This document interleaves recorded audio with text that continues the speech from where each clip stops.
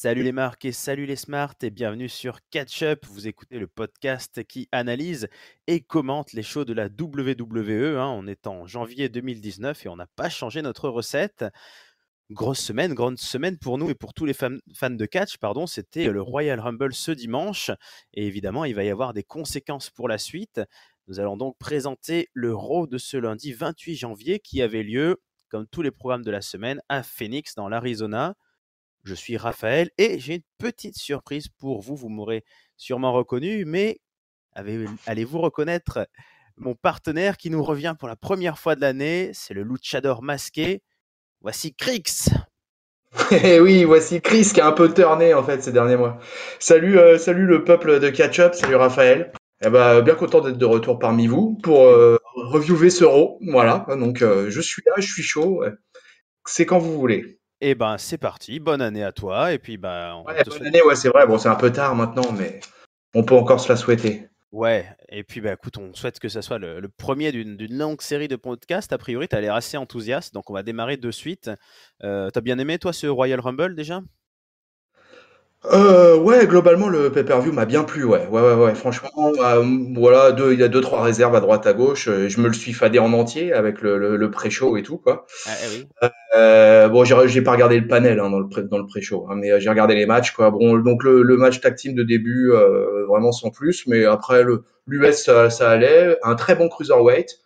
Et après, bah le reste, je vais pas refaire un Rumble en entier. Hein, donc le Rumble dans l'ensemble, le pay-per-view m'a bien plu, j'étais bien enthousiaste. Et seul bémol, ça aurait été le match Edge Styles Bryan, Hmm. Ouais, qui je pense était mal placé dans la carte et du coup il y avait le public était mort. Le public avait tellement joui quelques minutes auparavant pour une raison bien qui s'appelait Becky et je crois que pour Styles et Bryan ça a été super dur de passer après ça quoi. Ouais. Bon, ouais, c'est vrai que vu la carte, de toute façon, il y en a forcément un match qui aurait été mal placé. C'est Ouais sûr. ouais ouais ouais Bon, ouais. écoute, Peut-être qu'il aurait fallu juste peut-être qu'en fait le match Styles Bryan il aurait fallu le faire après le Asuka Becky par exemple. hmm, Je sais pas. c'est vrai que bon, on fait allez, 2 minutes sur Rumble. Moi, je pense que tant qu'on était chaud, ils auraient dû enchaîner en fait les deux Rumble. Parce que c'était le seul moyen de garder la foule un peu éveillée, peut-être de suite le Rumble masculin après le féminin. Ouais, pourquoi pas, faites en fait faire un co-main event, quoi. Ouais, c'est Ils auraient ça. terminé le show par les deux Rumble. Hmm. Voilà. Ça aurait été pas mal, ça aurait été pas mal, ouais, aussi, ça. Bon, écoute, on ne refera pas le passé. En tout cas, Sur- pour ce Monday Night Raw, on attaque évidemment, évidemment, évidemment, par la star de la soirée de la veille. Voilà. Du côté de Raw, on a le gagnant du Royal Rumble masculin. Alors, il était, bon, très prévisible, c'est toujours facile à dire après coup. Il était très attendu, en tout cas. Seth Rollins a gagné son premier Royal Rumble. Et il arrive tout fier avec les ovations de la foule. Évidemment, ça burn it down à fond dans Phoenix. Seth, allez, bon, il s'offre un petit moment de gloire. Il savait pas trop s'il allait oser le faire, mais il va nous montrer du doigt, il va nous pointer le logo de WrestleMania, comme tout le monde fait depuis des années. Il ne déroge pas à la tradition. Très vite, il est rejoint par Triple H. Triple Et H ouais. qui a été son mentor, pardon, puis son rival, et qui vient quand même dans un moment assez émouvant. Triple H, il a l'air vraiment d'être très touché. Il dit que bah ouais, il a été fier d'avoir vu ce Seth Rollins là, de l'avoir un peu réveillé, et puis de l'avoir mené jusqu'à cette route pour WrestleMania. Alors, il lui donne quand même une petite condition. Il lui dit voilà, tu auras le choix pour le titre que tu veux choisir, soit celui de Daniel Bryan, soit celui de Brock Lesnar. Mais mon coco, il faut que tu te décides d'ici ce soir. Bon, petite contrainte, Ouais, ouais. Un petit coup de pression quand même, quoi. un petit coup de pression, ouais, bon, pourquoi pas. Et Euh, surtout, c'était juste pour rebondir sur ce que tu dis par rapport à Triple H, c'était Vas-y. un peu, c'était l'adoubement, quoi, l'adoubement du grand patron à Seth Rollins. Mm. Ça fait plusieurs semaines qu'il lui dit il faut que tu y ailles, il faut que je revoie le Seth freaking Rollins, le vrai, le dur, le pur. Voilà, et là il monte sur le ring quand même le lendemain de la victoire du Royal Rumble et pour moi c'est il adoube Seth Rollins quoi. Clairement, quand même, ce qu'il lui dit c'est quand même c'est fort quoi. Hein. On sent que les deux mecs sont voilà quoi, sont au taquet quoi. Donc moi j'ai trouvé excellent ce segment en fait. Ouais, Donc c'était une belle, enfin, vraiment une frontière entre l'écrit et le réel, quoi. On avait vraiment. Mm.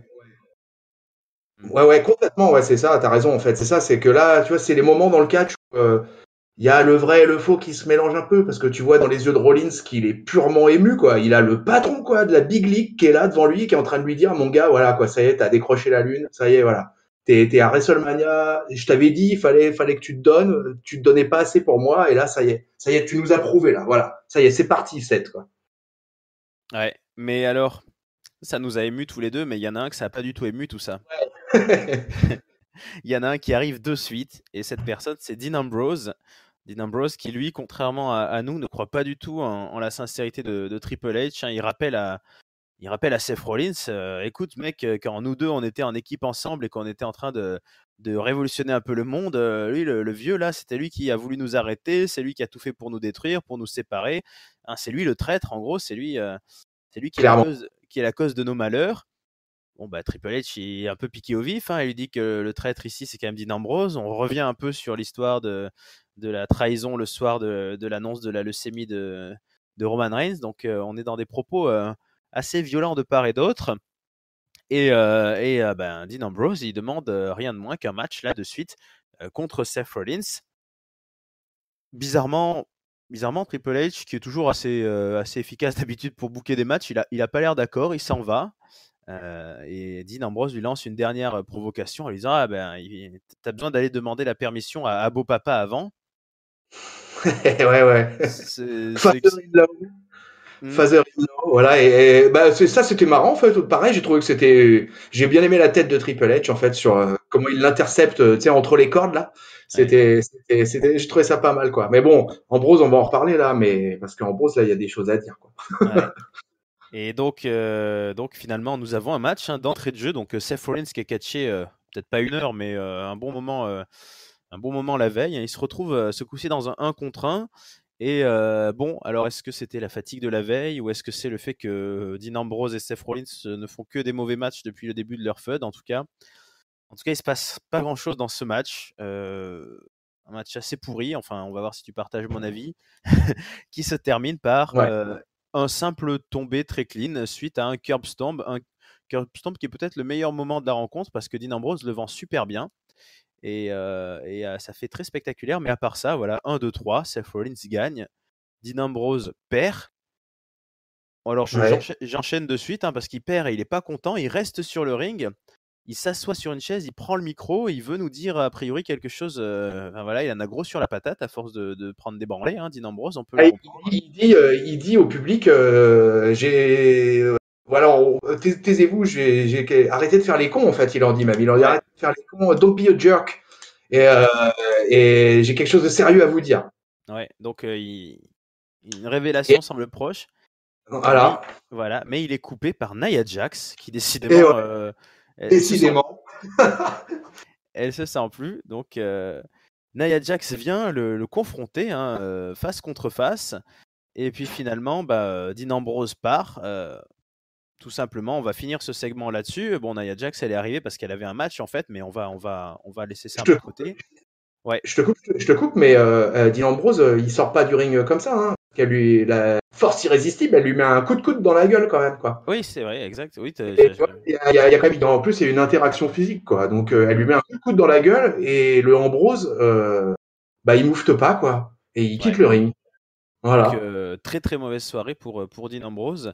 On Euh, en parle d'Ambrose un peu là. oui, vas-y. Bah ouais, Eh, eh, écoute, c'est malheureux, hein, mais je crois que Ambrose, il est en train de vivre un enterrement première catégorie. Hmm, Là, en une semaine, enfin, même en une semaine, on peut dire un peu plus là, mais bon, en fait, il fait que perdre. Là, il perd dans un single match que tu as très bien dit, qui a été un match très médiocre, quoi, contre Seth Rollins. mhm. Donc la veille au Rumble, il se fait sortir en 2-3 minutes. Il repère le lendemain à Raw face à Seth Rollins dans un match hyper médiocre. Et derrière, il se prend un coup de coude dans la gueule de Nia Jax et il disparaît de Raw, quoi. Ouais. Et le soir même, partout dans toute la presse internet, il est annoncé que. Bon, alors bon, moi je pense plutôt pour le work, mais comme par hasard, on nous fait traîner tout un tas de bullshit pour nous dire que Ambrose va quitter la WWE, etc. Quoi. Ouais. Il aurait quitté Total Diva aussi apparemment. Et en fait, bah, on a l'impression, enfin moi je le sens comme ça là. Déjà, ça faisait 2-3 rows que je me faisais la réflexion, mais plus ça va, plus il descend dans la carte et n'empêche qu'il existe de moins en moins quoi. Alors, ouais, donc pour être précis, hein, les dirt sheets, les rumeurs disent que donc c'est pas qu'il est parti maintenant, mais effectivement que à la fin de son contrat, qui est juste après Ouais, WrestleMania, ouais, il, c'est ça. il, il signerait pas. Enfin, il s'en va quoi. Il fait peut-être un dernier match à WrestleMania. Alors c'est vrai que tu as raison, hein, quand on le regarde ces dernières semaines, ça dépush sévère. Ah ouais. Après, ça peut tout à fait être un work et on pourrait presque imaginer un affrontement contre Triple H, par exemple, pour WrestleMania, qui serait en train de se construire, une sorte de personnage de plus en plus aigri, de plus en plus rancunier, de plus en plus qui s'enferme vraiment dans la nocivité et tout. Après, bon, je sais pas ce que tu en penses, mais il est quand même revenu en fanfare à SummerSlam dernier. On lui a donné un gros heel turn. Est-ce qu'il a pas un peu déçu Dean Ambrose? Est-ce qu'il mérite pas un peu ce qui lui arrive? Ah ouais, ouais. En plus, si tu veux, il y a même le segment de cette semaine là, à Raw, il collait pas parce que Nia Jax, elle lui met un coup de coude. Mm. Dean Ambrose, c'est le personnage du Lunatic Fringe, quoi. Donc finalement, personne, vu que Nia Jax la veille, elle avait pris un 619 et un RKO, ça aurait pas tellement choqué si Dean Ambrose, il était remonté sur le ring et qu'il lui avait collé un DDT, tu vois, quoi. Ça aurait été, Ouais. ça aurait été dans l'esprit du personnage, quoi. Mais hier soir, enfin lundi soir, il fait rien, quoi. Elle lui met le coup de coude, il se retourne et il sort, et puis en fait, bah, il se passe rien, on passe direct à la suite, quoi. C'est- Je suis assez surpris en fait, tu vois, du traitement du personnage là. Mais bon, Mm. écoute, si c'est un work, bah tant mieux pour lui, j'ai envie de dire. Hein, mais s'il est proche de la sortie, bah au final, je pense qu'on sera finalement pas beaucoup à être étonné, quoi. Et ni à peut-être le regretter, ça je ne sais pas. Euh, Bah moi j'aimais plutôt bien, hein, moi j'aime plutôt bien le Dean Ambrose là, mais je t'avoue que le Dean Ambrose, man, bah ah, quoi, c'est pas ça, quoi. C'est pas ça. mm. Non, là c'est difficile depuis son retour, hein, même son heel turn qui aurait peut-être dû je sais pas, le libérer, on aurait pu espérer quoi. C'est Dean Ambrose, Ouais. Et pour moi, il a un petit côté, tu vois, un petit côté Stone Cold, quoi, qui est pas exploité à mon avis, quoi. Mais dans le ring, il est quand même moyen souvent, quoi. Il faut être quand même ouais. honnête, même du temps du Shield, hein, même du temps du Shield, il était quand même, c'était des trois, c'était quand même pour moi le plus moyen dans le ring, quoi. Et il est resté le plus moyen. Mais Bah c'était construit un personnage, quoi. ouais. Et, et ouais, bah je sais pas où ils vont aller avec lui là. Tu vois là, en tout cas pour moi, tu vois, dès la fin du segment avec Nia Jax, je me suis dit, oh là là, mais qu'est-ce qui lui arrive? Et à ce moment-là, tu vois, j'avais pas encore entendu toutes les bullshit d'infos internet et tout ça, tu vois. Mhm. Donc voilà où ça en est avec le Mister Ambrose. Écoute, on verra effectivement la semaine prochaine si on en a un petit peu plus à ce sujet. En tous les cas, on n'a pas fini notre Raw, évidemment, puisque bon, Non, c'était notre ouais, point Ambrose, quoi, voilà, quoi. Nia Jax était donc au milieu du ring. Elle n'était pas toute seule, elle est là avec Tamina, puisque donc ben, nous sommes tous au courant maintenant. Il va y avoir de superbes nouvelles ceintures du championnat tag team féminin qui vont être décernées lors du prochain pay-per-view Elimination Chamber. Du coup, Ouais. il y a six places, hein. Donc, ben, si la WWE trouve qu'il y a au moins 12 équipes féminines à la WWE, elle décide de nous faire en plus des matchs de qualification. Donc, Nia Jax et Tamina doivent affronter ce soir Alexa Bliss, qui est là aussi en fin de retour, et Mickie James. Alors le match est assez rapide et on y voit notamment une grosse domination de Nia Jax qui est décidément repartie pour être une force irrésistible après avoir un petit coup de mou. Elle va quand même porter Mickie James et Alexa Bliss en même temps sur ses épaules pour leur porter un double Samoan Drop et c'est ça qui va entraîner la victoire. Donc Nia Jax et Tamina sont partis pour être dans la cage. Alexa Bliss n'a que ses beaux yeux pour pleurer. Bon, est-ce que tu as T'as apprécié ce court match? Est-ce que Ouais, Nia ouais, Jax ouais, est enfin bien placée?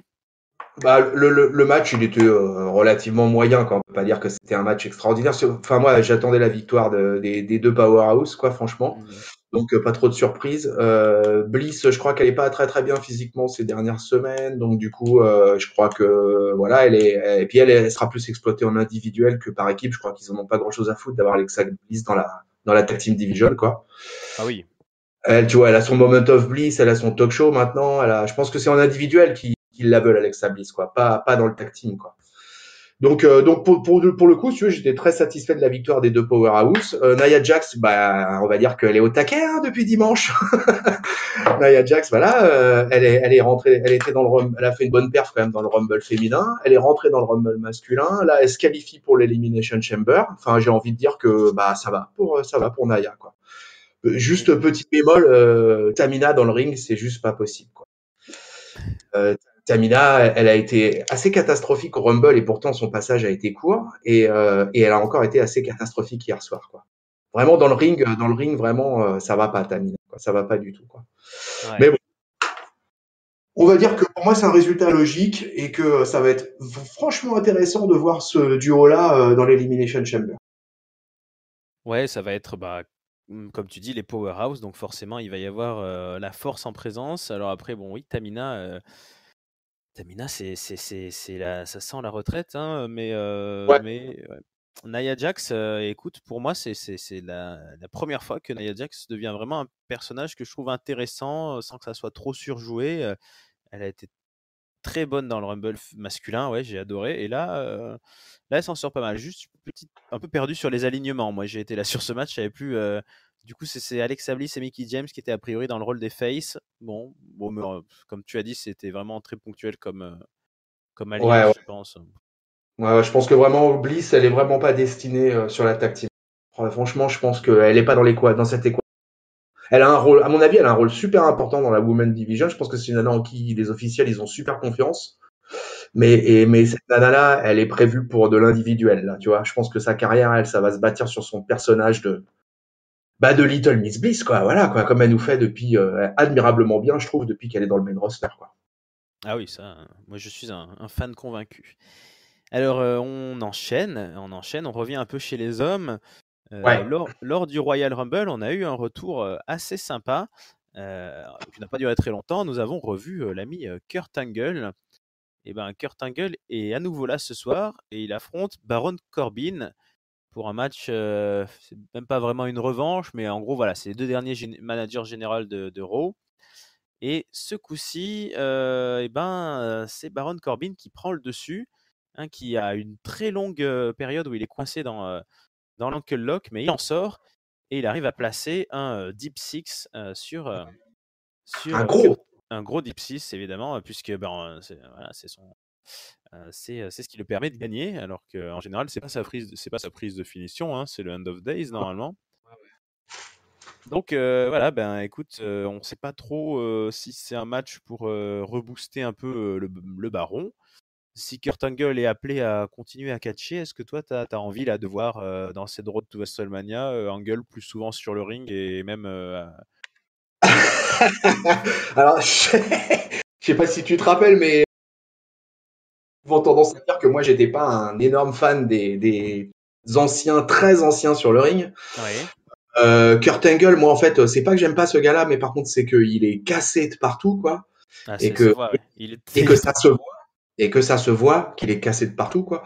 Et que si tu veux, et ben finalement, même si j'aime pas forcément ces retours-là, bah, que je trouve louable de sa part, c'est que là, il job. Ah oui, complètement, Il ouais. est au Rumble, il a jobé au Rumble. Là, il a jobé lundi soir face à Corbin, qui Corbin, à mon avis, avait un peu besoin de reprendre un petit chouille de crédibilité depuis sa perte de poste de general manager, quoi. Et Mhm. puis Corbin, bon, je pense que la vie générale à peu près pour tout le monde, c'est que c'est un mec qui est moyen, voire très moyen dans le ring, qui a un peu des yeux de veau, qui est pas très expressif. Enfin, c'est pas un catcheur qui fait rêver beaucoup de gens, quoi. Et Ouais. si tu veux, mais par contre, c'est un vrai heel pour le coup, tu vois, Baron Corbin. C'est un mec, les gens ils aiment bien le détester. Ils le trouvent mauvais, ils le trouvent. Alors du coup, bah, on le hue assez facilement. Et donc, bah, que Kurt Angle il vienne jobber pour lui, qui est le jeune de service, tu vois, le jeune heel de service, et bah c'est pas mal, c'est pas mal, c'est pas mal que l'ancien il vient et qu'il ait cette. Ouais, pour moi ça c'est assez pro en fait, quoi, de la part de Kurt Angle, quoi, tu vois. Il vient et il met en avant le jeune heel. Voilà, c'est pas mal. Moi j'adhère à ce genre de à ce genre de manière de relancer un mec comme ça. De la part d'un ancien, j'apprécie ça. Ouais, comme tu dis, c'est Kurt Angle, il a un personnage oui, de mec qui va au courage quoi maintenant. Là, ça se voit qu'il est cassé de partout. Il veut quand même montrer des choses.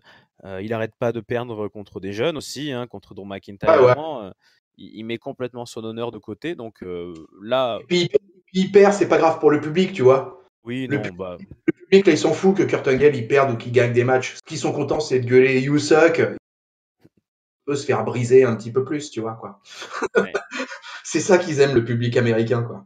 C'est vrai. Après, on verra si on le verra un peu plus souvent ces prochaines semaines. On va continuer notre analyse et on verra que c'est pas le seul vieux qui commence à sortir du bois et c'est peut-être pas Ouais, ouais. c'est peut-être pas très Ouais, ouais. inspirant. Bon, écoute, on va rester encore un peu sur des jeunes Ouais. puisque on a d'abord un court passage. On a un passage de Finn Balor qui vient la tête haute. Il vient nous expliquer que la veille, eh ben, il a perdu, hein, il a tout fait, mais il a perdu contre Brock Lesnar. Et puis Brock Lesnar l'a attaqué ensuite après le match, mais Finn Balor est fier quand même de ce qu'il a fait. Surtout, il sait que si Lesnar l'a attaqué, c'est parce que Lesnar a eu peur. En fait, Lesnar a senti à un moment qu'il allait perdre le match. Du coup, il a eu voilà, cette réaction à la fin. Il a tabassé un peu Finn, mais voilà, le match a été quand même très disputé. Un Ouais. courageux Finn Balor. Bon, il est interrompu par Bobby Lashley et Lio Rush qui viennent se moquer de lui en disant que voilà, bah, c'était un scandale que Finn Balor ait eu un match pour le titre universel, que Bobby Lashley, lui, il en avait jamais encore eu, hein, c'est qui est une vérité depuis qu'il est là. On croyait qu'il était revenu pour ça, mais en fait non. Du coup, ben, il se fait un petit peu moqué par Finn Balor qui lui rappelle que quand même Bobby Lashley la veille il est resté même pas une minute dans le Royal Rumble match. Alors Finn Balor il a 13 secondes. ouais, 13 secondes. 13 secondes, ouais. C'est c'est vrai que c'est très très peu pour un des plus gros musclés là. C'est clair. Un des plus gros powerhouse de la WWE actuelle, quoi, qui se fait bazarder en 13 secondes, quoi. Exactement. Voilà. Et bon, on peut au moins lui dire que avec ça et ce qu'il a fait ensuite, il a sûrement causé la victoire de Seth Rollins finalement, en lui permettant de dormir 20 minutes à l'extérieur du ring. Mais 13 secondes pour Lashley et 13 minutes de repos de Rollins sur la table des annonceurs. ouais.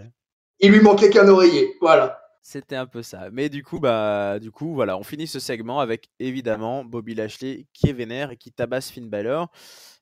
Donc, ben, c'est un peu ce qui arrive parfois à la WWE, c'est-à-dire qu'on a un heel qui finalement se désigne lui-même son futur adversaire pour le titre, alors que, bon, visiblement, il aurait mieux fait de fermer sa gueule, peut-être Bobby Lashley, parce que ça va être un gros morceau, Finn Balor. Est-ce que tu as envie de voir ce match-là? Est-ce que Finn Balor, c'est ce qui. Juste en, fait, en intro, je te dirais juste que bah, les bookers, ils ont bazardé Finn Balor en fait là dans un segment de 3 minutes. C'est-à-dire qu'il est passé du dimanche à Contender titre suprême et puis bah là il se retrouve balancé dans la title picture mais de l'intercontinental. Si tu veux, j'ai trouvé quand même qu'ils avaient évacué Baylor à la vitesse de la lumière, quoi.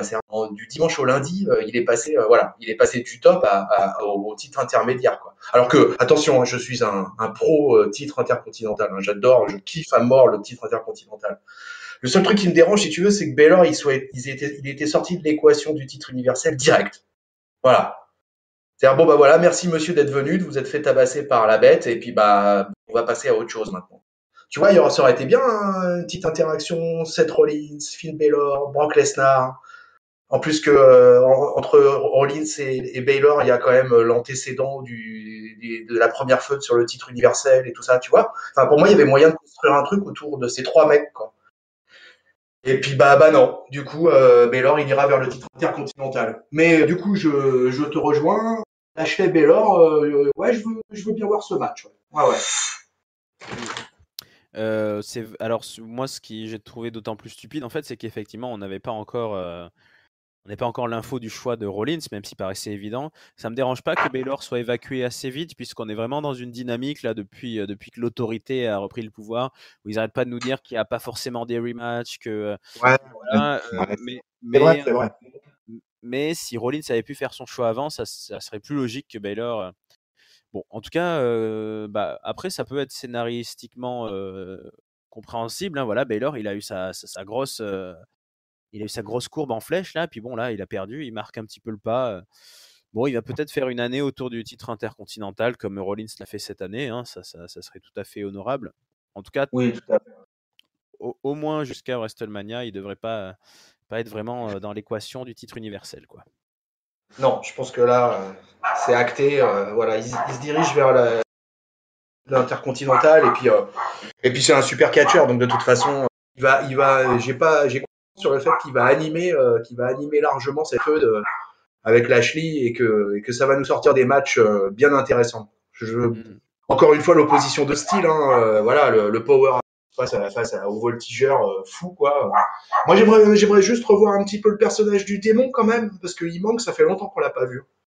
Ouais, peut-être pour WrestleMania, effectivement. En même temps, on dit toujours que s'il vient sans trop de raison, c'est galvaudé. Donc, peut-être qu'il faudrait qu'il se fasse tabasser un peu plus par Bobby Ouais, Lashley. ouais. Après, je sais pas, écoute, il faudrait savoir si on a un statisticien dans la salle, mais je suis curieux de savoir c'est quand la dernière fois que Baylor il s'est pointé en démon, quoi. Franchement, ça remonte à longtemps, quoi, non? Euh, oui, sûrement. Alors là, c'est vrai que de mémoire, je ne saurais pas dire depuis quand Finn Balor n'est pas venu en démon, mais On aura peut-être quelqu'un qui nous fera un fact-checking. ouais. Bah, peut-être que j'entends que tu es en présence d'un ami canin. Peut-être que le Big Dog sait, lui. Ah, j'ai un canin, ouais, deux canins à moi. Ouais. Donc, nous continuons notre Et tag team show. match, on continue. Si tu veux, je te relais un petit peu sur le play-by-play là. Et on enchaîne avec un tag team match. Ça te va bien, un tag team match? Ouais, c'était ça, ouais. Mhm. Ouais, c'était les Revival contre Zack Ryder et Kurt Hawkins. Exactement. Et ben voilà, alors là tu vois, voilà un moment de la soirée de ce Raw que j'ai trouvé plutôt sympa. J'ai trouvé ça bien emmené. Moi j'aime beaucoup le personnage d'Hawkins là ces dernières semaines. À chaque fois qu'il vient, il fait des trucs un peu originaux. Il surfe toujours sur sa vague de streak à l'envers. Il y a Zack Ryder qui vient faire un retour avec lui pour nous rappeler le temps des Edgeheads. Moi, je suis assez preneur en fait, et j'ai trouvé ça très bien que les Revival gagnent. Voilà, j'ai trouvé Ah bah ça, oui. j'ai trouvé ça super intelligent pour une fois. Voilà, messieurs les bookers, ça c'était intelligent. Faire gagner les Revival, c'était ce qu'il fallait. En plus, la réaction de Kurt Hawkins à la fin du match, elle est top. Il est là, it's my fault, it's my fault. Enfin, moi, je trouve que c'était très bon, quoi. Et voilà. Donc voilà, je sais pas toi ce que t'en as pensé de ce match-là. Ouais, moi le match en lui-même était bon, assez sympa, assez court, mais je pense qu'on est au début d'une écriture intéressante. Donc les rumeurs, hein, disent là aussi que les Revival auraient été un peu missionnés, puisque leur démission aurait été refusée. Ils ont pour mission de relancer un peu justement la scène tag team. Donc là, ouais, moi je suis tout à fait d'accord avec toi. Ces mecs-là qui sont des jobbers, je parle de Kurt Hawkins et Zack Ryder, c'est des gens qu'on a envie de voir plus souvent, qu'on voit pas très souvent et qui ont des personnages attachants. Donc, si on part sur une petite histoire sympa, un peu comme on avait eu Slater and Rhino avec j'allais dire les Edgeheads, mais on peut plus vraiment les appeler comme ça, qui redeviennent champions à WrestleMania, ça peut être bien. De toute façon, j'aime pas trop Bobby Roode et Chad Gable en champion par équipe, donc ça me gêne pas si on change, si on change bientôt. Ouais. Hawkins, en plus, sur une bonne pop en ce moment. Au Rumble, on a eu droit à des chants Let's go Hawkins, Let's go Hawkins, quoi. Pendant tout son run du Rumble, il a eu droit à son chant à lui, quoi. Ça, Ouais. c'est des petits détails comme ça, tu vois, quoi. Mais même un mec qui est en mid card ou qui est en low card, quand il débarque sur un gros pay-per-view où il a un petit rôle, bah, quand il chope de la pop, tiens, lui, ça marche quand même, quoi. Il a des petits passages, mais ça marche quand il vient, quoi. Et Hawkins, c'est en train de prendre là. Donc, et d'ailleurs, franchement, Ryder, je pense c'est plus Ryder qui doit son retour à l'écran par rapport à Hawkins que le contraire, tu vois. Ah oui, C'est oui. là, c'est grâce à Hawkins que Ryder il est en train de revenir dans l'équation. Mm. Mais moi, je trouve, voilà, je valide. Voilà. Très bien. Eh ben écoute, je reprends la main. Est-ce qu'on va valider le segment suivant? Euh, Alors, c'est le segment de Elias. Euh, Elias, Elias est au milieu du ring et il nous joue un joli air de guitare.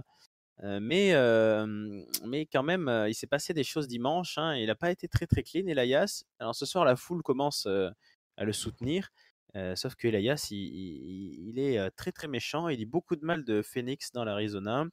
Il dit que les fans l'ont déçu, donc voilà, qu'ils n'ont pas été à la hauteur de son talent, donc il va arrêter de chanter. Il nous dit carrément qu'il va arrêter de chanter désormais pour la foule. Et il est interrompu par Jeff Jarrett, qui était donc là ce dimanche, Double tout ça là, et accompagné par Road Dogg, hein, le fameux Avec le t-shirt The Man. avec le t-shirt de Becky Lynch, exactement. Ils se mettent les deux vieux à chanter autour du ring voilà, bon, ils chantent avec leur voix de vieux catcheurs de 60 ans. Et Elias qui est pas content, qui va leur exploser une guitare sur le dos à chacun, hein, et la foule n'aime pas trop ça. Donc voilà, on a des retours des anciens et Elias, étonnamment, hein, alors qu'il avait il avait fait un face turn il y a même pas 3 mois qui marchait vraiment bien. Il repasse de l'autre côté. Donc qu'est-ce qu'on en pense? Eh ben écoute, juste une petite précision, en fait, juste avant le segment, enfin, il y a eu juste un minuscule segment avec Daniel Bryan. Ah Et, euh, oui, et en fait, parce qu'en fait, c'est important pour la compréhension du Raw, parce que c'était pour, voilà, Bryan, il était là pour dire, bah voilà, c'est vrai. il attendait la décision de Seth Rollins en fait quoi, et que d'ailleurs que Seth Rollins polluait l'air, qui avec son Burning Down, etc. Enfin bon, voilà, il allait faire taire les rêves, je crois que c'est ça qu'il dit, Shut the Dreams du Slayer quoi. Ouais. Donc voilà, donc du coup on sait que Daniel Bryan il est dans la salle quand même quoi à ce moment-là quoi. Et là effectivement on arrive sur Elias. Alors moi Elias, bah, je tout de suite ce que tu as dit, Elias, moi je comprends même pas qu'il l'ait fait heel turner. En plus avec Jeff Jarrett, quoi. Jeff Jarrett, c'était un putain de heel, quoi. C'était un heel pendant quasiment toute sa carrière. Et ils nous font turner Elias en heel, quoi. Tout ça parce qu'il va fracasser des guitares sur un Hall of Famer. Et Ouais. là, oh, ça fait chier, quoi. Ça fait chier de voir Elias. Alors là, moi je le dis, hein, peut-être qu'il y a des gens, ils sont super fans. Mais moi je vous le dis, je suis contre le heel turn de Elias, putain, quelle misère. Ah, moi, franchement, ça m'a fait trop chier. Pendant le Rumble, j'ai eu un doute, en fait, si tu veux. Parce que le Rumble, je me suis dit, bah, heel face dans le Rumble, des fois, c'est compliqué parce que, bah, dans le Rumble, tu dois sortir tout le monde de toute façon. Donc, Ouais. bah, il sort Jarrett, bon, bah, voilà, quoi, tu vois, quoi. C'est pas, il y a pas forcément besoin d'un turn à ce moment-là. Par contre, bah, lundi soir, là, c'était clairement un turn de Elias, quoi. Ouais. Bah, j'ai envie de dire, merde. Voilà. Merde. Bah écoute, moi je te rejoins pleinement. C'est incompréhensible, un mec qui avait l'air de, enfin, niveau gimmick, niveau même merchandising, je pense que c'était vraiment un truc qui marchait bien, Elias. En plus, il nous dit clairement, c'est même pas un heel turn, c'est qu'il nous dit qu'il va renoncer à son personnage, quoi. C'est un peu comme, pour moi, ça me fait très peur. Ça me fait la première chose à laquelle j'ai pensé, en fait, c'est quand Alberto Del Rio a commencé à arrêter de venir avec la voiture, avec son manager, quand il arrivait plus que. En fait, j'ai l'impression que des fois, au bout d'un moment, je sais pas pourquoi, les bookers se disent non, ben ça sert plus à rien de maintenir le personnage. On enlève tout ce qui est autour, quoi. Ouais, on passe à autre chose, quoi. Enfin, c'est vraiment étrange, quoi. Enfin, là, j'ai quoi. Là, il y a vraiment un truc, là, tu vois, j'attendais pas ça, en fait, quand j'ai vu Jarrett arriver, parce qu'en fait, moi, si tu veux, je suis un vieux suiveur de catch, moi, Ouais, Jeff Jarrett, j'ai suivi, quoi, tu vois, du temps de ses beaux jours.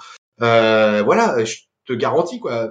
Jeff Jarrett, c'était un heel. C'était tout ouais, le temps un heel, quoi. Et donc, c'était hyper facile de garder Elias en face, là, avec Jeff Jarrett, quoi. Et bah non, ils ont utilisé le contraire. Ils ont fait le contraire. Bon, bah voilà, c'est un choix de la WWE. Ce n'est pas le mien. ouais, clairement. Alors moi, j'avoue que on va pas trop devancer l'analyse de SmackDown qui ne va pas tarder, mais là, il y a deux heel turns dans la semaine qui me sont très très douloureux, mais on Ouais, verra je ça. crois savoir de quel heel turn tu parles là. Ouais, J'en dirai pas plus. voilà. Bon, écoute, on va continuer après ça. Il faut quand même s'en remettre, hein. Bon, alors, rien de très impressionnant, mais on continue d'avoir des matchs qualificatifs pour le Ouais. Elimination Chamber féminin. Donc Natalia fait équipe avec Dana Brooke. Dana Brooke a vraiment essayé de la convaincre dans les coulisses qu'elle était la meilleure, qu'elle était même meilleure que Nati. Et elles affrontaient le Riot Club. Alors étonnamment, enfin étonnamment, on va voir si ça t'a surpris à toi, mais moi ça m'a un peu surpris. C'est Liv Morgan et Sarah Logan qui sont là. Il y a pas de Ruby Riot. Enfin si elle est là, mais elle sert juste à tricher en gros. Voilà. Et bah du coup c'est effectivement le Riot Squad ou club, je sais même plus comment on l'appelle, Riot Squad, oui, qui se qualifie, et Dana Brooke a perdu. La pauvre, elle est un peu désolée, mais Natalia ne veut même plus lui parler. Donc là aussi, je crois qu'on a une alliance qui aura duré un soir, quoi. Est-ce que c'est pas un peu bizarre ces matchs qualificatifs avec des tag teams qui n'existaient pas la veille? En fait, si tu veux, je crois, alors l'histoire, c'est que de toute façon, ça a été un choix. Les plans ont changé, comme dirait un certain journal. Parce qu'en fait, Ember Moon s'est blessé et Ah oui, Ember Moon devait catcher avec Natalia normalement. Donc du coup, Dana Brooke a pris au pied levé la relève et comme de toute façon entre Natalia et Dana Brooke, bah normalement il y a dissonance quoi. mm. Donc finalement, c'était plutôt logique qu'il y ait de la dissonance entre elles deux pendant leur match quoi. Et là, elles étaient face à une équipe bah voilà qui a l'habitude de catcher ensemble, qui est une vraie. Le Riot Squad, c'est quand même une vraie équipe quoi. Ah Donc oui, euh, donc du coup, il y avait une vraie équipe face à un couple dysfonctionnel, on va dire. Et donc, pas tellement de surprise. Voilà, le Riot Squad, c'est un peu comme Tamina et Naya. Moi, je trouve que, encore une fois, c'est le Riot Squad, c'est pas étonnant de les retrouver dans l'Elimination Chamber. Ça aurait même été franchement pas mérité qu'elles y aillent pas. Vu, c'est quand même elles le clan, non, quoi. Donc, on les aime ou on les aime pas, mais au final, c'est quand même elles le clan du show rouge au niveau des filles. Et pour moi, c'est logique et mérité qu'elles soient dans l'Elimination Chamber, quoi. oui. Bah de toute façon, si elles ont ce format-là, c'est sûr que ça aurait été bizarre de s'en priver. Bon, on verra. On attend quand même pas mal ce match, Elimination Chamber. Après, là, oui, les confrontations pour la qualification étaient dispensables, mais ça fait un enjeu, quoi. Ouais. Donc, du coup, alors, au niveau des filles, c'est pas fini, puisqu'on a du lourd, on a encore du gros lourd. On a Ronda Rousey carrément qui arrive sur le ring pour un peu déjà célébrer sa victoire de la veille contre Sasha Banks. Et pour rappeler qu'il y a un an tout pile, elle faisait ses débuts à la WWE. Souvenez-vous, elle venait pointer du doigt le logo WrestleMania à la fin du Rumble féminin. Et un an après, elle est championne. Donc, ouais, on va dire que tout s'est bien passé pour elle cette année-là. Mais elle a quand même beaucoup de mal à faire sa promo parce que la foule l'a eu, la foule ne l'écoute pas, la foule réclame Becky Lynch. Ronda, elle est complètement perdue. Ouais, elle sait pas quoi dire. En fait, elle arrive pas à prendre sa promo. Elle arrive pas à prendre le vent de la foule. Elle sait pas trop quoi dire. Elle est interrompue étonnamment par Bayley. Bayley qui se rappelle qu'elle aussi, c'est censé être une bonne catcheuse. C'est une ancienne championne féminine. Et donc Bayley, elle demande là de suite maintenant un match de championnat contre Ronda Rousey. Au nom de quoi? Qu'elle est la copine de Sasha Banks, en gros, qu'elle est la moitié de la. Comment ça s'appelle? Hug and Boss Connection, c'est ça? Hug Box Connection, ouais, c'est ça. Ouais. Voilà. Bon, bref. Ouais, bref. Le nom est pas terrible. Et du coup, on a un affrontement qui est pas mauvais. Alors, j'avoue que j'ai pas pris de notes. Je sais que Alors Bailey. écoute, Vas-y, toi, tu as peut-être plus de ouais, choses. le match était pas mal. Bailey, Bailey, elle a retrouvé un peu de pop pendant ce match en fait. Et autant tu vois pendant sa promo quand elle a défié Ronda, c'était pas extraordinaire. Ouais. Par contre, elle a bien retourné le public une fois qu'elle a été dans le ring, quoi. Mm. Et, euh, et du coup, ça a donné un bon match parce que il y avait de l'ambiance dans la salle, tu vois. Et puis parce qu'il y avait cette réaction aussi quand même qui était dingue du public vis-à-vis de Ronda Rousey, parce que Ronda Rousey quand même, tu vois, au moment où elle est rentrée, qu'elle est arrivée sous le titre tampon, quand sa musique s'est déclenchée, au départ il y a eu la pop classique, voilà, la foule qui est heureuse et tout. Et quand sa musique s'est terminée à Ronda, c'est devenu incroyable l'animosité du public, quoi. Ils voulaient tous Becky, quoi. Tout le monde voulait Becky. D'ailleurs, elle le dit dans sa promo. Elle sait que maintenant il y a quelqu'un qui doit faire un choix, quoi. Mm. La personne qui doit faire ce choix, c'est Becky Lynch, quoi. Et quand elle dit ça, derrière le public, mais ça repart dans du Becky comme des fous furieux. Là-dessus, Bayley, elle arrive, et donc là, il y a une espèce de moment un peu, ouais, un peu frais, quoi, comment elle a accueilli Bayley, quoi. Mais par contre, la nanette, elle a géré dans le ring. Elle a fait un bon combat. Elle s'est fait battre parce que, voilà, enfin, je sais pas si tu me diras ce que t'en as pensé, mais pour moi, il y avait pas de doute, hein, Ah bah oui, que non. on allait gagner, quoi. Donc ça, je pense que là-dessus, on peut éliminer ça tout de suite, quoi. Elle fait un cross armbar et puis voilà, quoi. Et puis elle félicite Bayley d'ailleurs. Hein, après, à la fin, elle la joue fair play, quoi. Ouais. Effectivement, moi j'ai trouvé, comme tu dis, que l'affrontement a eu le mérite on va dire, de déconcentrer la foule. Ils se sont pris au jeu du match et ils ont un peu oublié la situation. À voir comment ils vont jouer le personnage de Ronda dans les prochaines semaines, parce que là, effectivement, je crois que le côté babyface va être dur à tenir et ça me fait presque penser un peu à Roman Reigns, quoi. Ronda Rousey, on commence à trop la voir tout gagner, quoi. Elle nous saoule un petit peu, peut-être. Ouais.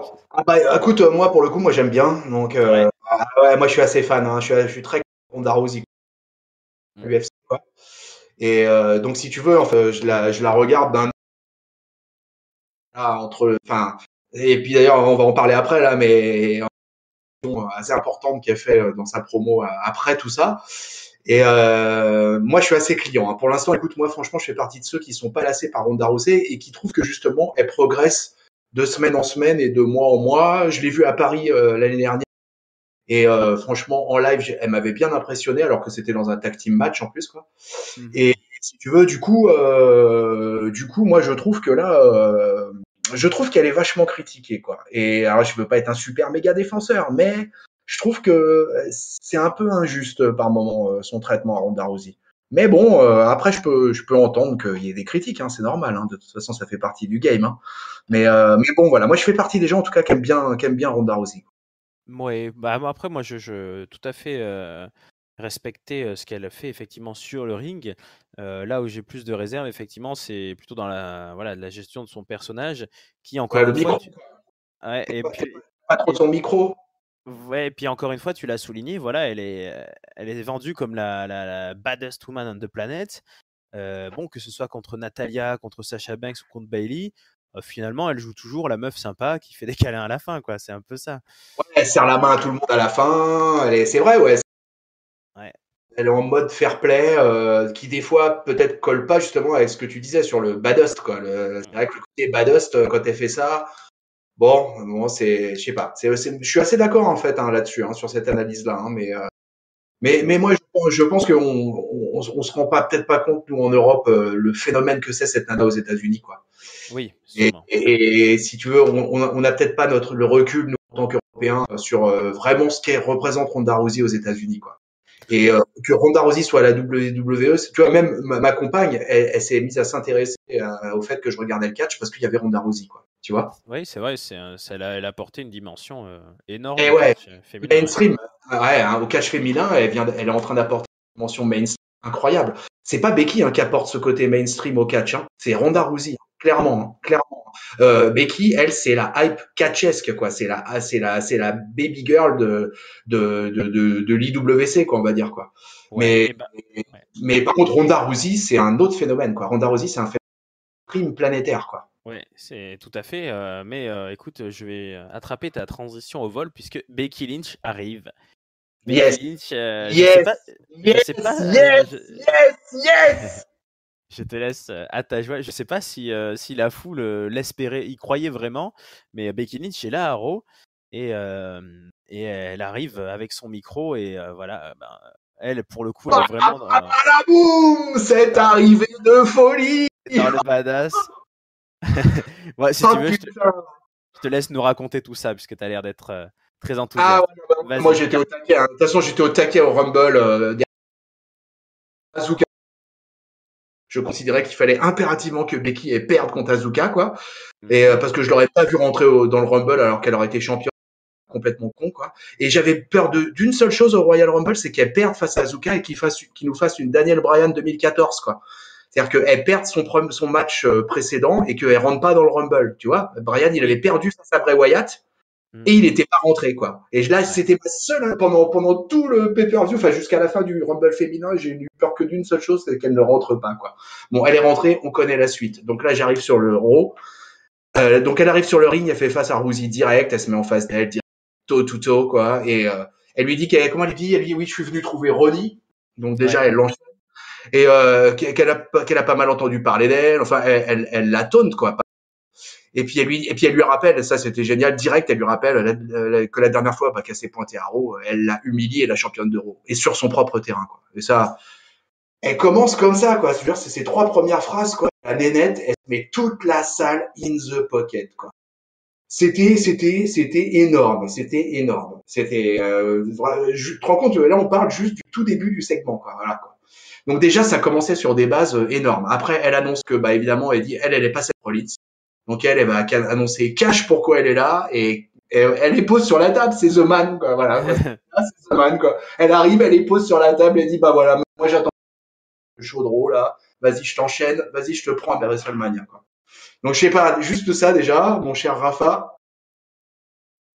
Ah bah moi, oui, complètement convaincu par l'intensité de Becky Lynch. De toute façon, je suis comme toi, hein, j'étais très surpris. Oui, oui, je m'attendais pas à ce qu'il la fasse arriver si vite. En plus, elle arrive en traînant la jambe, donc je trouve tout est bon chez Becky Lynch. Tout est bien écrit, tout contribue à agrandir son mythe, en fait, son charisme, voilà, elle est blessée à l'avance. Elle a vraiment un côté, on dit des fois The Rock, on dit des fois Steve Austin, mais ouais, là, pour moi, elle a le charisme d'un de ses des plus grandes légendes là déjà de la WWE. Donc, je te laisse finir le segment, mais ouais, c'est Ouais, et en fait, une fois qu'elle a fait ça, elles sont pas en promo, quoi.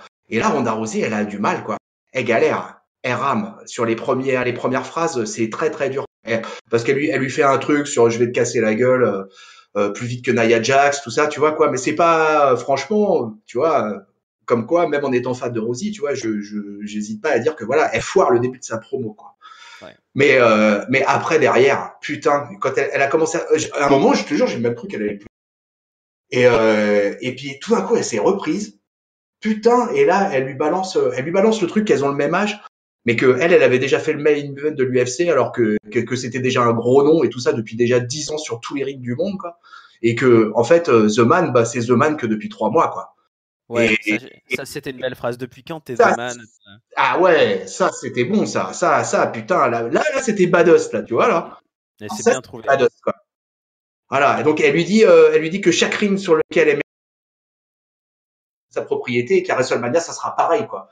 Et qu'elle Ouais. va lui montrer que ça fait 10 ans qu'elle est sur les rings et que c'est elle la vraie boss, quoi.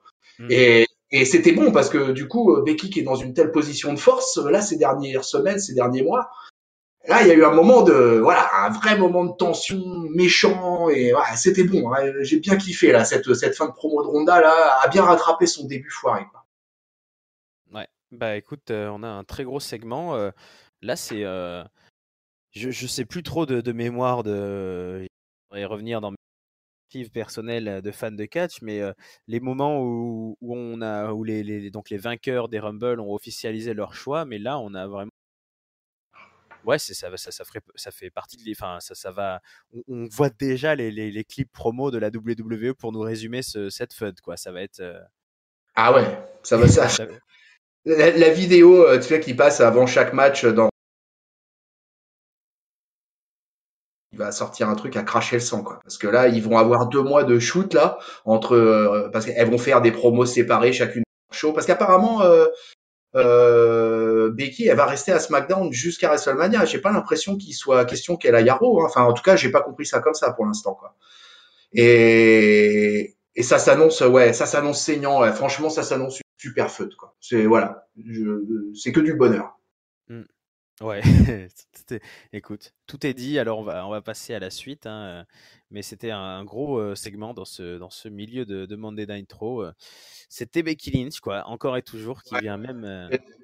Juste un dernier truc sur la foule, hein, parce on était dans la salle des Suns. Hmm. Et franchement, pendant ce segment, mais ça, tu vois, c'est ça que je kiffe quand je regarde du catch, quoi. C'est quand le public, tu vois, il est à 1000%, quoi, et que la moindre interaction, même quand Ronda, justement, un peu son début de promo, quand elle répond à The Man, quoi, et ben le public derrière, il y a un espèce de putain de brouhaha de fou derrière, quoi. Ça gronde, on sent que ça va exploser. Et une fois que Ronda elle termine de parler, qu'il y a le dernier face à face, elles sont les yeux dans les yeux. le public qui repart sur le Becky, mais tu te dis, mais la salle, elle va exploser, ils vont péter tous les gradins, quoi. Et ça, j'adore, quoi. Dans le catch, ça, c'est un moment, c'est jouissif dans le catch. Ouais, je suis d'accord avec toi et je pense que là, il y a, ouais, on parle souvent toutes les semaines, hein, nous analysons le catch et là, il y a des moments comme ça où ils y arrivent, quoi. Là, ils y arrivent complètement. C'est bien écrit, le casting est bon, les interprètes, donc là, enfin, effectivement, Ronda, là, à la fin, quand elle change je sais pas si t'as remarqué, mais elle change vraiment la position même de sa main, comment elle tient le micro, elle le tient un peu plus vers le haut. En fait, elle le Ouais, tient un peu ouais. à l'envers, comme si elle allait mordre dedans. Enfin, elle a une hargne qu'elle a réussi à bien rattraper. Ouais, rien à dire là-dessus. Très bon moment de catch. Qu'est-ce qui nous attend ensuite? Alors, ensuite, écoute, Le poids lourd.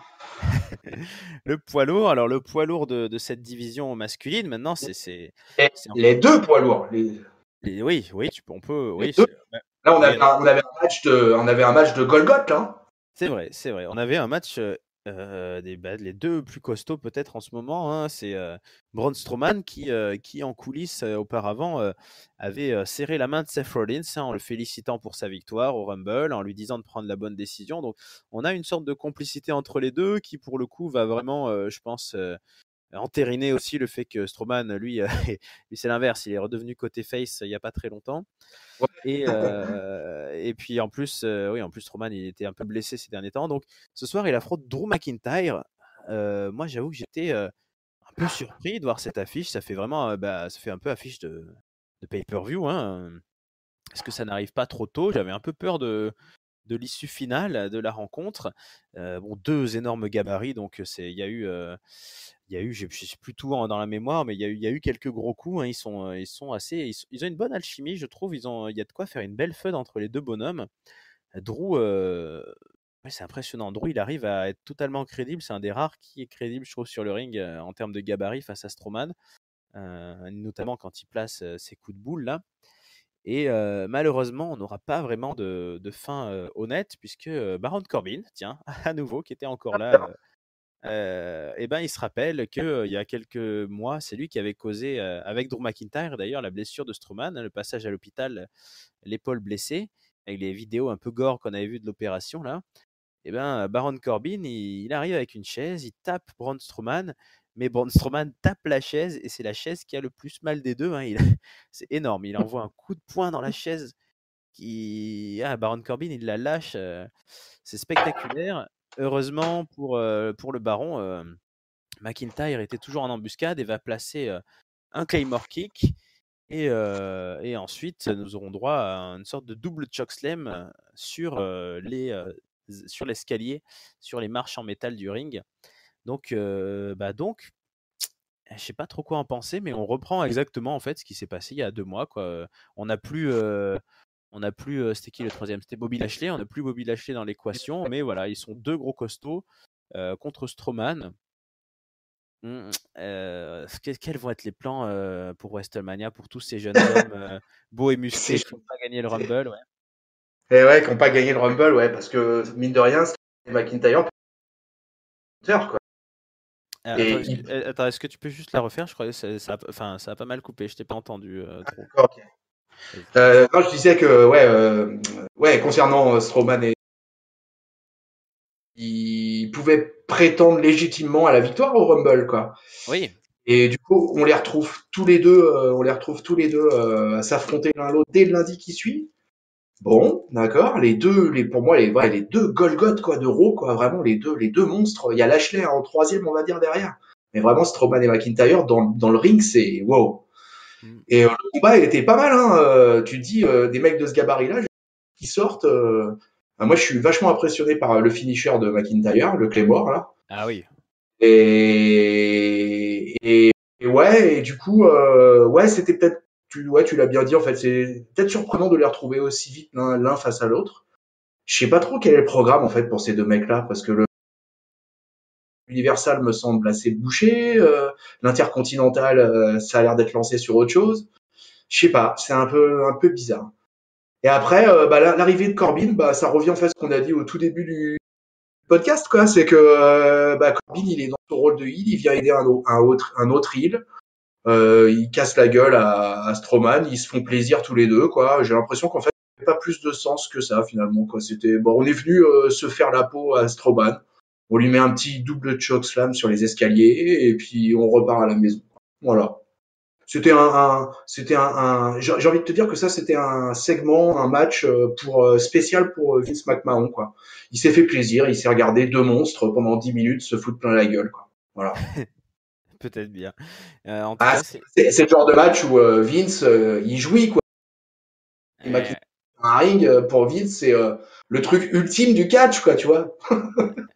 bon, c'est vrai. En tout cas, toujours est-il que là, pour le moment, ces deux-là, ils vont faire une road où on leur espère, on leur souhaite une belle affiche et un bon match à WrestleMania. Je pense qu'ils ont largement les moyens. Maintenant, Ouais, voilà, mais dans quoi? Qu'est-ce que... ça sera pas eux, en tout cas, les top stars, c'est sûr, cette année. Ça commence à faire beaucoup hein, pour Strowman qui l'année dernière, bon, il était avec le petit Nicolas, c'était rigolo, mais c'était pas non plus le top niveau. Voilà, toujours pas de palmarès en fait pour Braun Strowman, à part, à part tag team avec le- Nicolas et puis le trophée dégueulasse du Greatest Royal Rumble là. Ouais, voilà, ouais. Ouais. Ouais, c'est vrai que c'est étrange, hein, le traitement de Strowman, hein, quand même, hein, parce que il est grave aimé par la foule, Ah top bah, fait ouais. depuis, même c'est un heel turn là, qui a plus ou moins fonctionné d'ailleurs, hein, franchement, hein, mais globalement, c'est un mec qui est hyper aimé par le public et qui va nulle part en fait. Il va Mm. nulle part. Il est là, il défonce des gueules, il colle des power slams. Et finalement, il fait pas grand chose d'autre, quoi. Il y a pas, il faut pas oublier qu'il a été Mister Money in the Bank, quoi, et que ça n'a pas été une grande réussite, quoi. Ah oui, c'est Franchement, vrai, complètement. Hein. en tant que porteur de mallette, ça a été un des porteurs de mallette les plus insipides qu'on ait eu ces dernières années, quoi, au final, quoi. Et on peut pas dire qu'on a rêvé devant Braun Strowman, Mister Money in the Bank, quoi. Mm. Tu vois, ça, je suis vachement, moi, je l'aime bien, hein, ce gars-là, et quand même assez déçu de son traitement, quoi. Donc du coup, pour WrestleMania, le seul truc qui m'inquiète, c'est que j'espère qu'ils vont pas faire gagner, ils vont les coller dans la Andre the Giant Battle Royale, et puis ça va se terminer comme ça, quoi. C'est McIntyre ou Strowman qui vont gagner la Andre the Giant Battle Royale. Je sais pas, écoute, on verra, il y a encore une carte à écrire. Moi, j'ai l'impression que Strowman, finalement, est-ce que c'est pas bon signe entre guillemets? Est-ce qu'il est pas dans un personnage presque à la Undertaker où il peut vraiment faire des années entières sans toucher une ceinture ou sans s'y intéresser, mais il est tellement, comme tu dis, à part, populaire, géant que bah finalement autant donner la ceinture à d'autres qui en ont plus besoin. Hein, il- Ouais, en fait, peut-être qu'il fait partie en fait, le personnage se suffit à lui-même. c'est Il a pas besoin de ceinture finalement pour exister au sein du show, quoi. c'est vrai. Mais bon, après, là, il faudrait Comme qu'il. Elias. Hmm. Elias, Ouais. quand tu regardes Elias, il chasse pas les ceintures. Elias, il est dans son rôle de personnage, il affronte des mecs dans des feuds. Mais Elias, il a eu combien de title shots, Elias, depuis qu'il est dans le main roster? À part, je crois, il en a eu un à l'Elimination Chamber. Ouais. Et, et puis après, peut-être un ou deux, trois shots pour l'Intercontinental, peut-être à quelques occasions. Et voilà, hein, c'est tout. Hein. Oui. Elias, Hmm. il a jamais touché de ceinture, Elias. Et bah, C'est vrai. Strowman, bizarrement, peut-être que Strowman, c'est. Bon, Strowman, il a quand même gagné le Money in the Bank. Il a gagné le Greatest Royal Rumble à la con, là. Il a gagné le tic tac team, comme tu l'as bien dit, dans un truc à la con aussi, quoi. Bon, ouais, c'est un personnage. Ouais, il y a un personnage à part, hein, voilà. Ouais, en tout cas, voilà, ça sera pas pour eux encore le main event de WrestleMania et nous y arrivons. Nous y Voilà. arrivons à cette fin de Raw. Donc c'est eh ben Brock Lesnar et Paul Heyman sont là ce soir. C'était annoncé, hein, c'était Triple H qui nous avait dit, je crois, qu'il y avait et Daniel Bryan et Brock Lesnar ce soir. Il y avait le champion universel et le champion de la WWE pour que Seth Rollins puisse faire son choix en toute connaissance de cause. Donc Paul Heyman se lance dans une promo un peu bizarre qui fait un peu, ouais, je sais pas trop comment décrire. On va chercher les mots ensemble. En gros, il dit que bah, Rollins, il faudrait qu'il choisisse Daniel Bryan parce qu'en gros, bah, personne ne souhaite de se retrouver contre Brock Lesnar. Bon, ouais, pourquoi pas. Euh, bon, Seth Rollins, en tout cas, il est pas tout à fait d'accord. Il arrive. Donc, il va cette fois-ci se placer face à Lesnar. Il va faire un petit Eight Way, pardon, je suis pas très bon. Ouais, bon, voilà, un petit les yeux dans les yeux, quoi, comme on dit. Et Brock Lesnar, eh ben, il a pas trop le temps de réagir que déjà, il se prend un coup de poing, il se prend un coup de genou, il se prend pas mal de choses. Je sais plus trop ce que Rollins lui met. Il lui met pas ouais, un high knee, quoi, un coup de genou, hein, c'est ça? Oui, il lui met un coup de genou, ouais. Ouais, c'est ça, ouais, il lui met un coup de genou. Ah, mais c'est marrant, en fait, parce que finalement, ça, au catch, c'est la manière de dire, bah voilà, challenge accepted. Tu vois? Ouais, Au catch, t'as pas besoin d'arriver forcément et de prendre le micro et dire oui, c'est toi que je vais affronter. Non, tu peux très bien arriver, te mettre juste les yeux dans les yeux face au mec et puis lui mettre un gros pif, quoi. Et ça fait voilà. acte de signature de contrat, quoi. C'est ça qui est sympa dans le catch aussi. C'est ça qui est bien. Et du coup, Rollins ayant signé sa part de contrat, Brock va signer la sienne puisqu'il va reprendre C'est ça. il reprend le dessus assez vite et puis il va placer plusieurs, je crois 3 F5 ou 4 sur Seth Rollins. Ah, putain, plus que ça. Non, et Plus je que crois ça? il lui en met pas 6. C'est pas un Ah, truc. je sais plus. Si, Peut-être. c'est ça, il lui en met 6. Si, si, attends, Ouais. je checker en même temps, mais c'est bien ça, il lui en met 6. En fait, il lui en met 5, et là, il y a une espèce de coupure, il retourne, il redescend, il fait son air, je vais couper tout le public, et puis finalement, il y retourne, quoi, et puis là, le sixième qu'il lui met, d'ailleurs, d'ailleurs, Rollins le vend super bien, quoi, et Mm. le sixième qu'il lui met, il lui met un ultime, quoi. Ouais. Et, ouais, voilà, c'est la manière à qui de sceller les contrats lui aussi, quoi. Voilà. Ouais. Bon, du coup, écoute, on a notre main event de WrestleMania, quoi. On aura Seth Rollins contre Brock Lesnar. Alors, est-ce que t'es chaud et est-ce que ce segment te donne l'impression que Seth Rollins a une chance? Alors, ah là là, ça c'est épineux, hein. Ouais. C'est très épineux même. Alors écoute, dans l'absolu, l'affiche en elle-même, ouais, pas de problème, quoi. De toute façon, j'avais aucun espoir que Brock Lesnar ne perde le titre jusqu'à Mania, hein, donc ça c'était Oui. acté. Voilà, quoi. Donc je veux dire, c'est aussi tout ce qui fait perdre l'intérêt au titre universel, hein. Bon, ça c'est un autre débat, quoi. Mais Mhm. voilà, c'était acté que de toute façon, on aurait Brock Lesnar à WrestleMania. Donc Seth Rollins pour moi, c'est le meilleur catcheur des 5 dernières années. Voilà, je le dis haut et fort. Moi, je crois qu'au cahier du catch, il a été élu 2 années consécutives meilleur catcheur Je entre crois bien. 2014, entre C'est la, 2014 et 2018, là, on va dire. c'est la récompense qui fait foi, hein, c'est dans le monde du Ouais, catch. voilà, ouais, dans le monde du catch, c'est un peu la Bible, quoi, tu vois. Ouais. Donc, du coup, mais je veux dire sur dans le top 3 des main eventers, quoi. Voilà. Mm. Donc, qu'il soit à WrestleMania 2019, bah, je dis respect et tu sais quoi, et bah, ça sera mon favori. Je pense qu'il va gagner. Ouais. Voilà. Mm.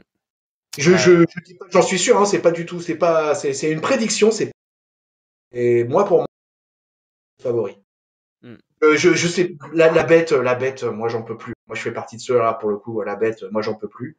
Je reconnais que dans le ring il délivre la marchandise, que ce mec, c'est assez incroyable, mais quand il a des mecs qu'il aime bien en face de lui, il bosse bien et il scelle bien aussi, ce qu'il a Ouais. parfaitement fait avec Baylor. Avec Baylor, il a fait un super selling, quoi. Ouais. Franchement, le Lesnar, il s'est sorti les doigts du cul, là, tu vois. Et pour moi, c'est une belle affiche, c'est une belle affiche. Dans l'absolu, c'est une belle affiche, quoi. Puis Seth Rollins, il est dans, alors on parlait de Becky tout à l'heure, hein, mais bon, le Seth freaking Rollins, quoi, il est dans une pop, là. Oh là là là là, mais putain, il claque des doigts avec le public et ça marche. Et même quand il fait des promos pas extraordinaires, des fois, quoi, un peu répétitives, ou même quand il fait des matchs tout pourris contre Dean Ambrose, quoi. Euh, Aujourd'hui, c'est dans ce Raw de cette semaine, c'est ce qui s'est passé. Au final, au début du show, il a fait un combat médiocre face à Ambrose, et quand il revient à la fin, dans le segment de fin, et ben il met le feu à la salle direct, quoi. Dans la seconde où il apparaît, il met le feu à la salle direct, quoi. Et toute la salle attendait pas forcément le fait qu'il mette un bourre-pif à Lesnar d'entrée, mais c'était comme pour Becky. Tu sentais que toute la salle, elle tendait à ses lèvres, quoi. Tu vois, Ouais. il tenait les gens comme des marionnettes, quoi. Voilà, quoi. Et non, Rollins, il est dans un momentum énorme, énorme. Ouais, il y a des catcheurs qui mériteraient peut-être d'être dans des momentum et qui sont pas encore trop bien compris par la WWE. On en parle souvent. Là, Ouais, ouais. tu le dis, à la fois pour Becky Lynch, à la fois pour Rollins, le mérite revient à tout le monde, mais ouais, ils ont compris qu'il fallait compter sur ces personnes-là. Rollins, ouais, moi, je suis impressionné qu'il traverse effectivement. Voilà, il a traversé une feud contre Dean Ambrose qui était loin d'être terrible, mais tout lui glisse dessus. On a l'impression que voilà, tout le monde sait que c'est pas sa faute, en gros, que c'est la faute de Dean Ambrose peut-être. Il a eu des matchs contre, je sais plus, je crois contre Baron Corbin aussi, qui n'était pas terrible, contre Bobby Lashley aussi, un petit peu de feud.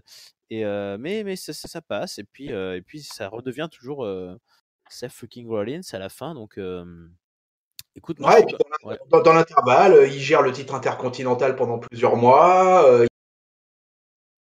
Il est toujours dans la reformation du Shield, dans la séparation du Shield, dans le split avec Ambrose, tu vois, dans l'émotion avec Reigns quand Reigns annonce sa retraite. Je veux dire, quand tu regardes bien Rollins, à Raw, moi, quand il dit Monday Night Rollins, moi je dis que c'est pas usurpé, quoi. Mm. C'est pour moi Rollins, Raw, c'est son show là, et il en est l'un des patrons pour moi, tu vois quoi. C'est c'est finalement presque une suite logique de le voir dans ce main event. Pour moi, il y a pas beaucoup à discuter. Qui on mettrait en main event à l'heure actuelle face. Ah non, c'est une bonne question hein, que tu as. De toute façon, on sait bien que tous ces plans là actuellement, c'est quand même un peu entre guillemets du rafistolage, parce que sinon on aurait Roman Reigns très certainement champion, et Lesnar serait plus là déjà depuis un petit moment. Donc il a fallu, je pense, une bonne réunion, même plusieurs, pour se dire quel est le futur top guy. Et moi je suis comme toi, je pense que là le gars qu'ils choisissent pour WrestleMania, c'est celui qui va prendre le relais de Lesnar. Alors il y a Drew McIntyre aussi qui est très affûté, mais ils ont choisi de le faire plutôt le top heel pour commencer, donc Puis là, il y a difficile. ouais, et puis en plus là, pour moi, il y a un truc de crédibilité aussi. C'est-à-dire que Rollins face à Lesnar, là, ouais, c'est crédible. Ouais. Lesnar. Il a déjà feudé avec lui pour le titre suprême déjà à l'époque. Mhm. Je me rappelle d'un match d'un triple threat Cena Rollins Lesnar qui avait été un des matchs les plus phénoménaux je sais plus en quelle année c'était, en 2007, 2017, je sais plus. Et 2016 je pense, mais on l'avait élu meilleur match de l'année, je crois, ouais, au cahier du on catch. l'avait peut-être même élu même meilleur match de l'année, il me semble bien, ouais, ce match. Mm. Et en fait, Rollins, on sait que voilà, Rollins, il peut aller dans le ring face à Brock Lesnar. Tu vois, Rollins, par exemple, il n'y aura pas le parallèle fait Goliath. Ils vont trouver un autre angle parce que David et Ah oui. Goliath, ça marchait bien pour Lesnar, Baylor, mais par contre, Rollins, c'est une autre affaire, quoi. Donc, pour moi, il est crédible. Donc, si tu Ouais. veux, à WrestleMania, c'est ce que j'attends aussi, quoi. C'est que les main events, ils soient crédibles, quoi. Mm. Et voilà, pour moi, Rollins-Lesnar, c'est une affiche totale crédible, quoi. Eh ben écoute, on va voir ce que va donner maintenant cette FUD qui est lancée. En tout cas, on va en terminer déjà là pour ce Monday Nitro de post-Royal Rumble qui était bien rempli. Bon, écoute, je crois que tu connais la règle hein, maintenant. Ouais, top et On va flop, faire, hein. je te laisse faire le mot de la fin. Donc ton top, ton flop et ta note, s'il te plaît. Alors, bah, je vais commencer par ma note directe. Donc, je vais mettre un 3. Ok. 3 pour moi, c'est pas mal, c'est parce que le show était pas des bons petits combats. Il n'y a pas eu des combats extraordinaires. Il y a un qui laissera une trace, tu vois, comme, je sais pas, un gauntlet match avec Seth Rollins déjà, il y a l'année Ouais. dernière, par exemple. Mais voilà, on peut pas dire que voilà, il y a un match où tu te dis, ah ouais, dans ce rôle, il y avait un match, c'était la folie, quoi. Mais tout était correct, tout se tenait bien et tout était plutôt bien raconté. Donc c'est pour ça que je mets un 3.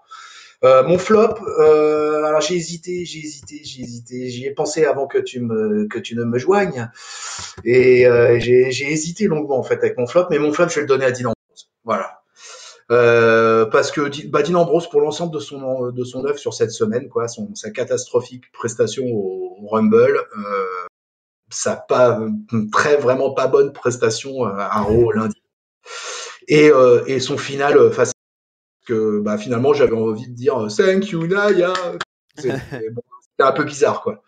Voilà, donc mon flop il est pour Dean Ambrose. Et mon top c'est The Man quoi. Voilà quoi. C'est le segment. Non, mon top c'est un segment en fait quoi. Voilà, c'est le segment Ronda Becky quoi. Voilà, avec voilà tout ce qu'on a dit au préalable. Donc, voilà, ça c'était un c'était un grand moment de ce Raw quoi. Vraiment un grand moment, et vraiment les femmes depuis 3 ans, moi, je fais partie de ceux qui kiffent, quoi. Vraiment, le catch féminin, pour moi, ça a été une transformation, une évolution, une révolution. Moi qui vis le catch depuis tant d'années, depuis des décennies maintenant, je peux dire. Si tu veux voir les filles où elles en sont aujourd'hui, quoi, et voir ce segment-là entre Ronda et Becky lundi soir, j'ai dit bah là, voilà, les filles là, vous m'avez convaincu, là, c'est du top niveau, quoi, c'est du top level. Voilà. Et c'est beau ce que tu dis. Écoute, j'aimerais que tu réussisses à convaincre notre ami Giscal qui n'est pas aussi touché Oui, malheureusement. je sais. Mais Haters gonna hate. non, non, moi écoute, je te vole ton top aussi. Hein, moi, je suis je suis pas ni un anti Ronda Rousey ni un grand fan, mais je comprends ce qu'elle apporte, comme tu l'as dit, à l'aura mondiale de la WWE.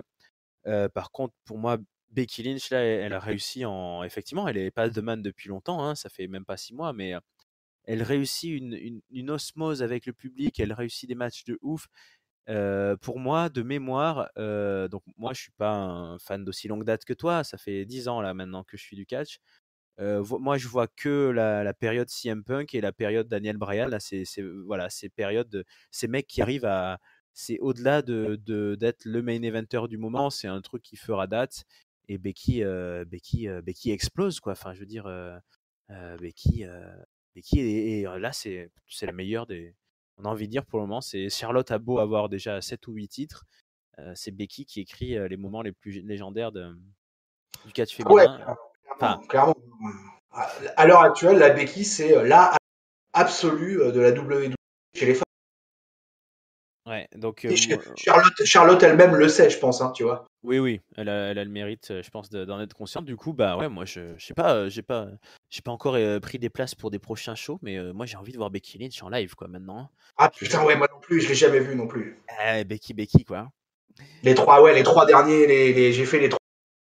Ouais, Elle était pas là à chaque fois, donc.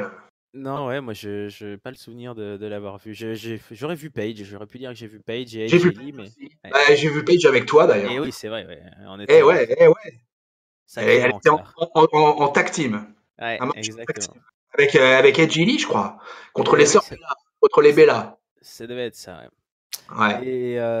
Et du coup, bon, ben, moi, mon flop, du coup, je vais le donner à la décision de faire un heel turn à Elias. Alors, la seule chose que je vois, parce que je comprends vraiment pas, est-ce qu'on a est-ce qu'on a des mecs qui vont revenir? Parce que là, ça fait quand même un mec qui était vraiment un gros segment face sur la carte, hein, Elias.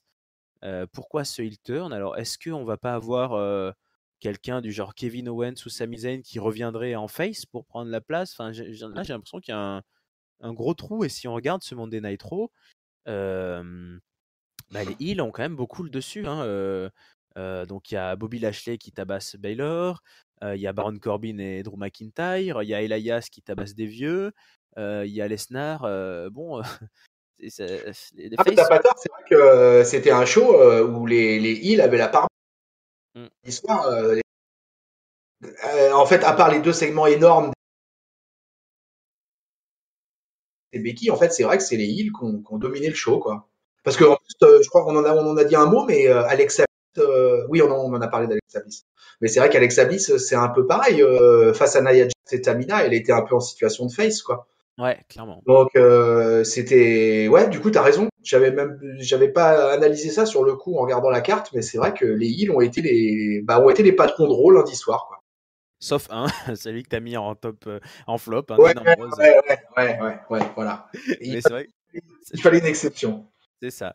Et du coup, bah écoute, niveau note, je vais mettre 3 aussi, parce que j'ai effectivement, j'avais pas mal d'attentes, puisque les derniers Raw post-Rumble, là, je me souviens, il y avait eu des grosses révélations, il y avait eu des retours du genre Samoa Joe, tout ça. Moi, je m'attendais limite à voir, voilà, je l'ai dit tout à l'heure, Kevin Owens, ou au moins EC3 qui commence, ou un truc comme ça. Et donc, bon, ça avance doucement, mais disons que pour les grosses intrigues, quoi, les deux ceintures principales, là, les filles et les mecs, on a notre main event de WrestleMania et c'était quand même du lourd. C'était du lourd. Yes. C'était très bien. Bah écoute, merci hein, Chris d'avoir participé Eh à ben, cette c'est moi. analyse. Petit instant promo, ça y est, je commence enfin à savoir faire tout ça. Vous pouvez nous joindre, nous écouter comme d'habitude sur YouTube, sur iTunes, sur PodCloud, sur Spotify. Donc n'hésitez pas à commenter, à donner votre avis sur ce Raw post-Rumble, à mettre un coup des likes, un coup des étoiles, un coup des pouces, un coup des cœurs. Je ne sais pas trop ce qu'on peut mettre. Vous pouvez nous suivre sur les réseaux sociaux, sur Instagram, sur Twitter, sur Facebook. On s'appelle Catch-up CDC. Et puis surtout, ben, continuez de nous écouter, hein, ça nous fait toujours plaisir de vous avoir en ligne. Suivez les autres analyses. On a deux analyses, deux vidéos spéciales sur le Royal Rumble, puisqu'on a notre ami Hank qui a fait une sorte d'exercice de style. Et puis ben, SmackDown continuera par la suite et nous serons là encore toutes les prochaines semaines. Donc, eh ben, voilà, là-dessus, on va en finir. Alors, un dernier mot, Crix, pour nos auditeurs. Bien content d'avoir fait ça avec toi pour la première avec toi. C'était cool. Voilà, et puis bah, je vous dis à bientôt, quoi, à tout le monde, quoi. Salut Et ben le voilà. peuple de Catch Up. Voilà. Allez, bonne semaine à tous, pleine de catch. Ciao.